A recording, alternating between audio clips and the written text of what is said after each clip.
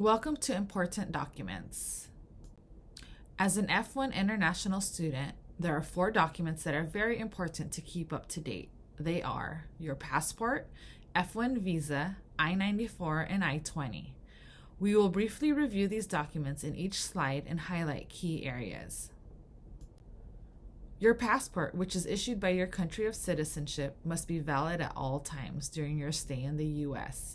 Each passport may look slightly different based on the country of issuance, but in general, please note your expiration date. It is recommended that your passport is valid at least 6 months into the future. For example, if your passport expires in March 2024, like in this example, you should begin the process to renew it by September 2023. If you see any errors on your passport or need to renew it, please contact your country's consulate or embassy in the United States or find a location in your home country once you return. F1 international students obtain an F1 visa at a U.S. embassy, which are all located outside of the U.S. An F1 visa's main purpose is to permit entry to the U.S.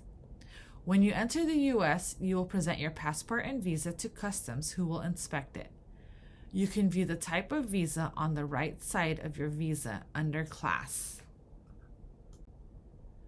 Your F1 visa contains your biographical information such as surname, given name, passport number, date of birth.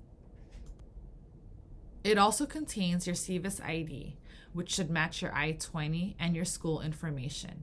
If you transfer schools, your SEVIS ID will remain the same even though your school changes. This is common, and your F1 visa does not need to be updated each time you transfer. Your F1 visa's expiration date indicates the latest date you can enter the United States, not how long you can stay here.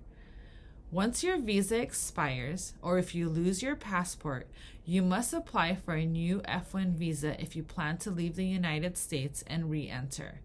You are not required, however, to leave the country when your F1 visa expires. Please contact our office if you have any questions or concerns about your visa or if you need to obtain a new one. You can obtain your arrival departure record or your I-94 as well as your travel history by visiting www.cbp.gov/I-94. It is important to review that your class of admissions on your I-94 is F1 and that you are admitted through your duration of status or DS. This means that you can remain in the U.S. through your duration as an F1 international student. Your departure date is not defined because your specific time to graduate isn't defined. You'll also notice these letters in your passport where CBP stamped your date of entry. These letters will appear below the blue line. Please review your most recent I-94 and check for any errors. If you notice any, please contact our office and we will provide you with instructions on how to correct it.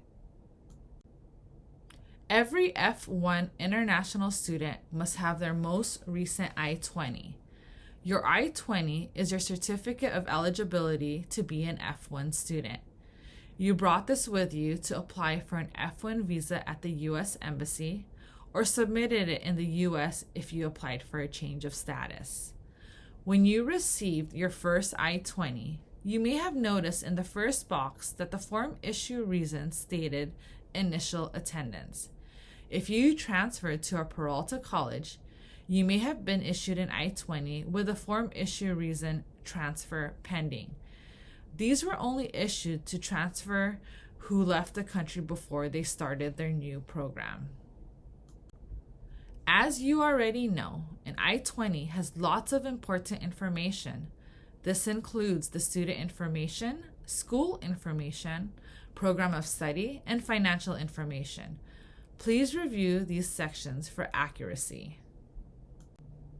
Our admissions team will confirm your full-time enrollment, register your I-20 in SEVIS, and issue you an I-20 with the form issue reason continued attendance, like you see in this example. This will be the I-20 you will use while you are a student unless there are major changes to your program of study. A major change to your program of study may be a change to your educational level, major, or your program end date. For example, if you are enrolling in our ESOL program with a major of second language learning on your I-20, you may later update it and receive a new one with associate level and your new major. Once you receive your continued attendance I-20, please review all sections as our admission staff may have updated these different fields. This concludes important documents.